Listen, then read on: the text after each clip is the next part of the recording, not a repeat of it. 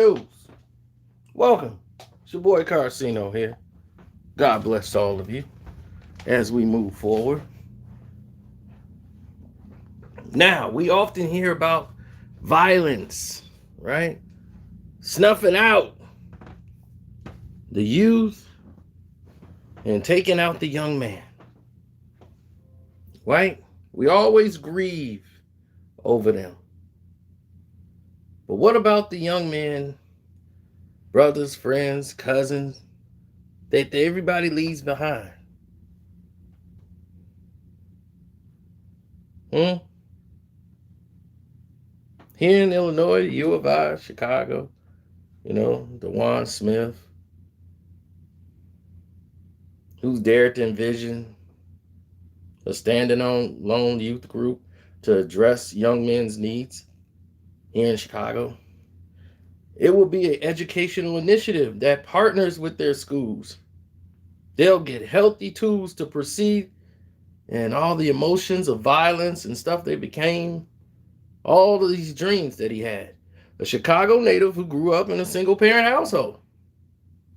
He knows more about the needs of the young men who are in poverty because he was one of them, right? He credits his college experience life.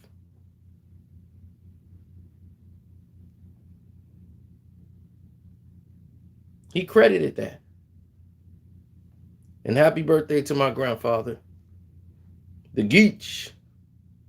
Happy birthday to him in heaven. Never forgotten. Forever.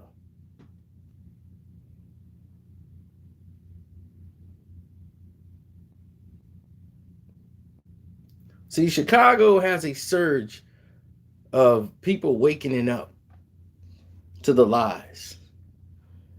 You see, where his dreams and his organization with the Surge Fellowship, you know, each person must develop like some type of project, right? Where the institute will support one another, hiring, fruitation, and all of these different things. But let's talk about this education reform. The Chicago Public Schools, the Office of High School. So no matter where you are, the educational system in the urban market, in the urban Black, Latino minorities, I can only speak for Chicago because that's what I know. So that's why I speak. You're looking at all of these different companies as far as people that started like this, like with the Surge Institute. Other people have done that.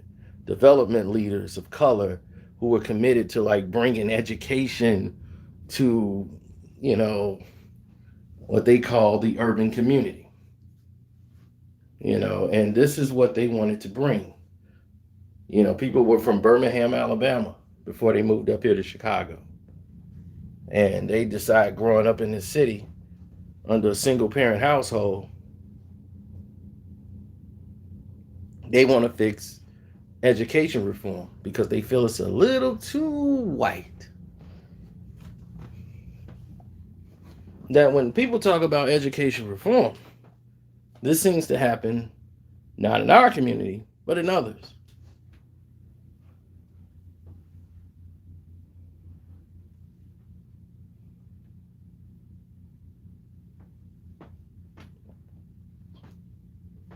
You see, people like, in the minority communities, most of them don't grow up to get degrees in chemical engineering. Okay? They don't get an MBA in that. They don't get like work strategy plans. They don't get global marketing information. They don't get engineering jobs at Fortune 500 companies. Even though they might be smart enough to, they don't get those perks.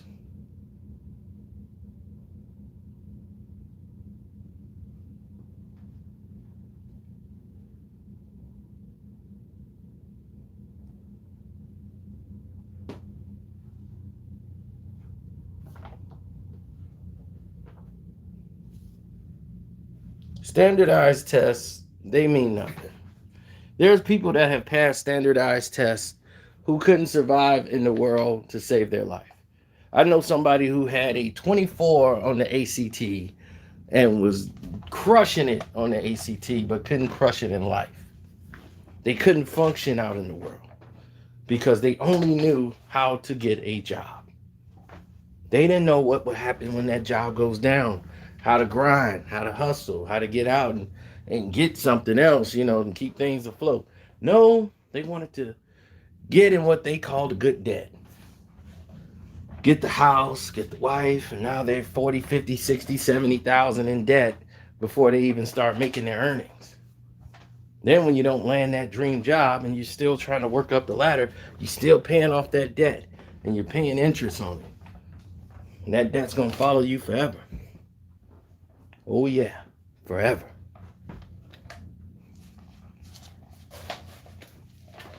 Now let that sink in.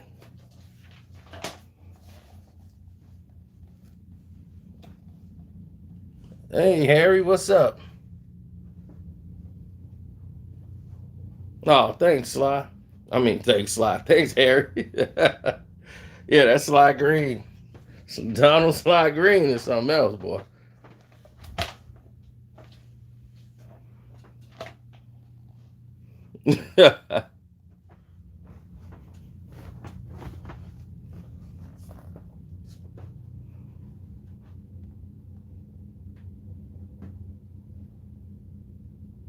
Like Procter and Gamble, right? Procter and Gamble. These non-profit spaces and all of these different companies, like the Chicago Public High Schools and the Chicago Public Schools, which is called the CPS, of course. They held well, President Obama and all this was supposed to do this U.S. Secretary of Education. Education bill was one of the first things they wanted to pass.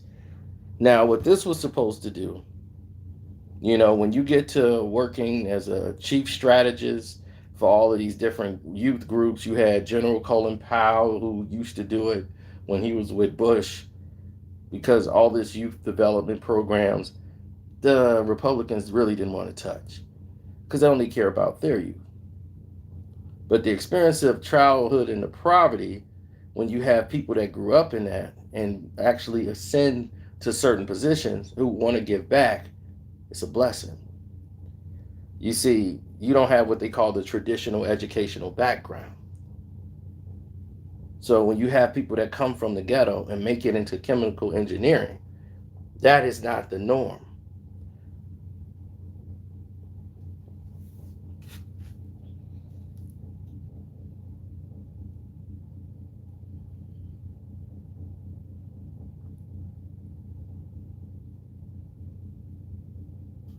Well, this is learning for a career. See, we can't keep talking about education reform as the civil rights issue of our generation when you don't even acknowledge that the people suffering the injustice are not leading the movement. Have you noticed that? You see, the key feature of like people like the Surge Fellowship and H Fellowship programs and all of these other ones, institutes, that they happen state by state, city by city. People need to look into these fellowship programs, especially ran by people like us who really trying to reach out. But see, the people who are suffering this injustice, which is people that look like us, are not trying to lead this movement. We want to be rappers. We want the easy route. We seen how rappers live. We seen rappers in big houses. But the doctors keep their houses.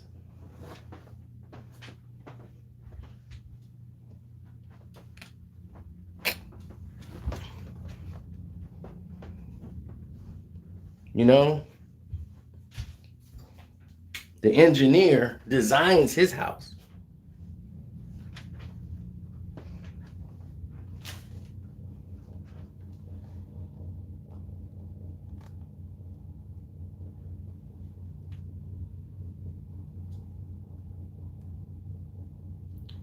I think one of the biggest mistakes that we've all made is believing that all reform must be done to communities and not with them,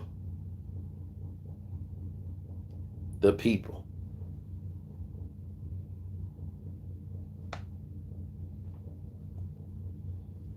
So in Chicago, I've seen the Surge Fellowship take in 30% or more.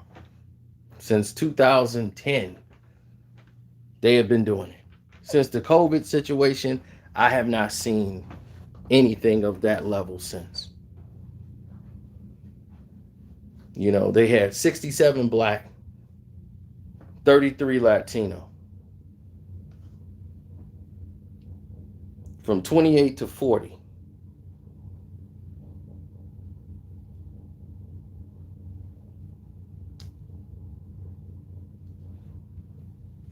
You know, and what Surge provides is training and challenge management, negotiation, finance. You can get operations done there. You know, development work.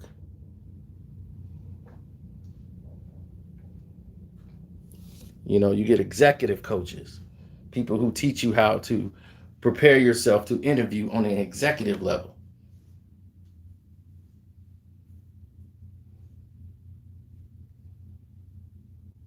Then this is how you get the six-figure jobs.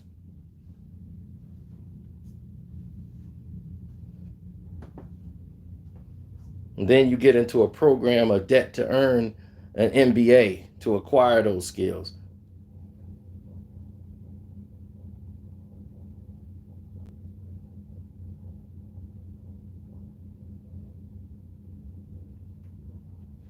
Only because it was done by people who came up poor, single mother households, who said, I want that on my shoulder. You got people out here who are shamed, think it's not cool to be smart, that the cool people are the dumb people. They cool and don't have anything. That's a problem.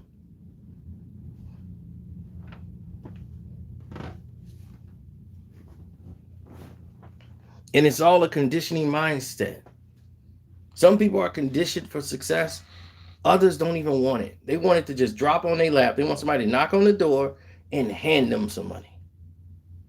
They don't want to work for anything. They just don't.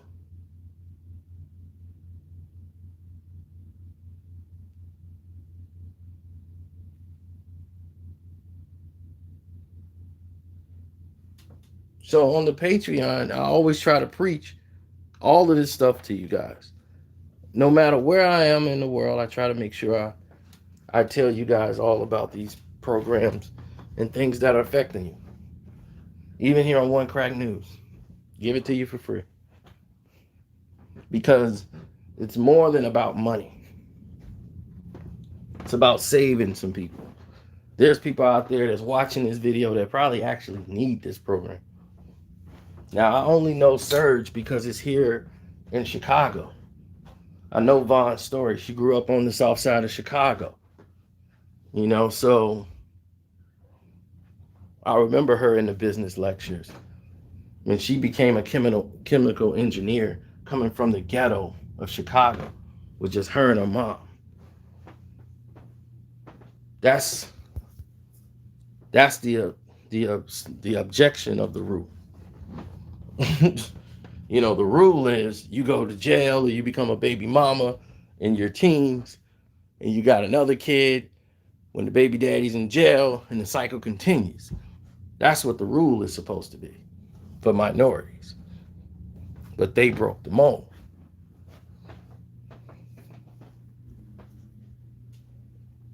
Because the more people you have educated, the more less crime you have. See, crime don't have a color. They want you to believe it does, but it don't. In areas that are completely white, I mean completely white, like in Minnesota, they have one of the highest Section 8 ratings in the world.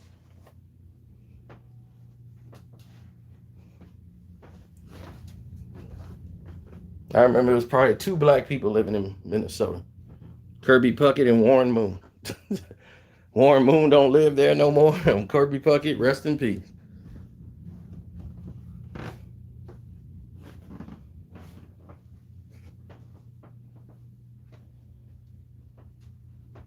So, with the majority of that crowd being Caucasian, they have high crime. They have single parent households. They got teenage pregnancy, educational issues. Now, why?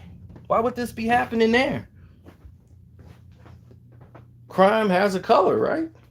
No, it does not.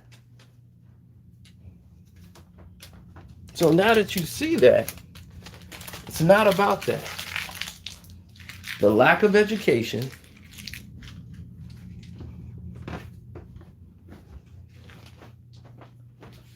the lack of opportunity makes it harder. Not impossible, but extremely hard for you to succeed.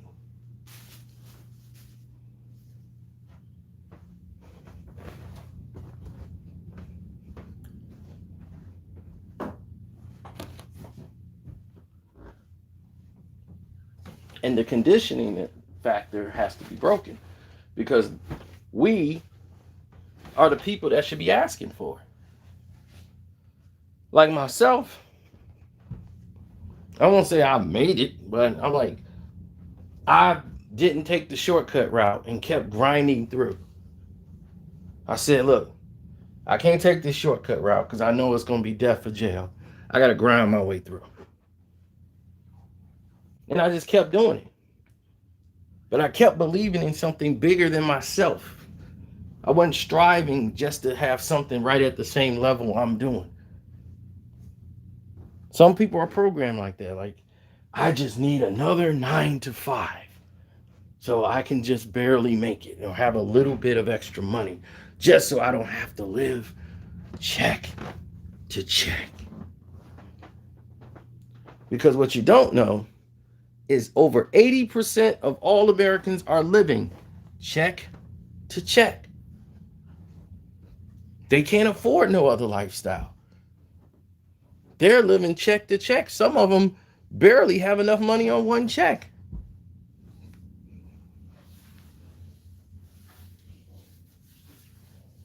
So you got to ask yourself, what are you really in it for?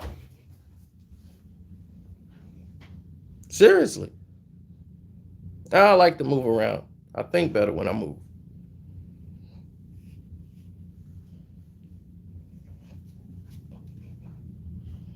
That's why I like space. I walk around when I talk. Think better when I'm moving. Always moving, son. Never stay stagnant. Something's happening every minute.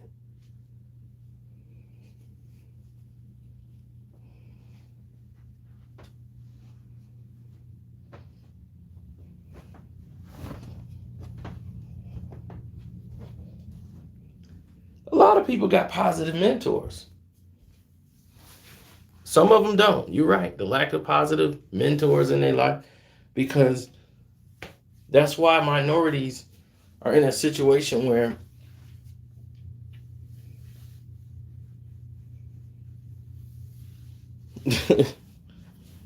I mean, a lot of them are in situations where they're stuck in an environment where they're into their reality. I was in that bubble. It took me to see something to get me out of it. If I didn't see Kel Mitchell from Kenan and Kel from my neighborhood on national TV, on Nickelodeon,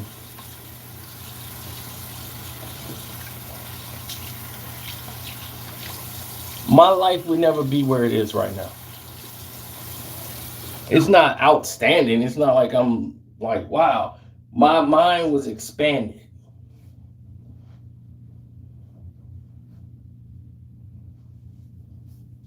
because it showed me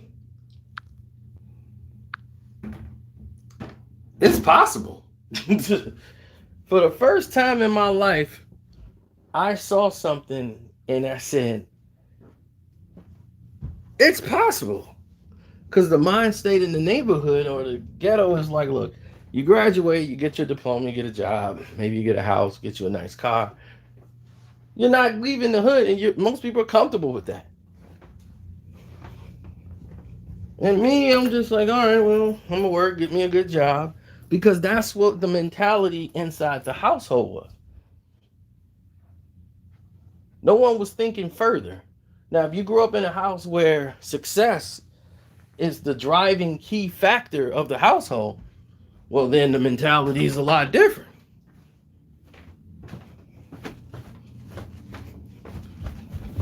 You're having financial lessons at 13 years old, if not earlier. You're being trained on how to make investments, opening your first portfolio stock as a kid, how to watch it. That's your new hobby. How to take money and make it build to more money. That's your new job. Isn't it cool? So when you see that happen, this is the norm. This is the narrative.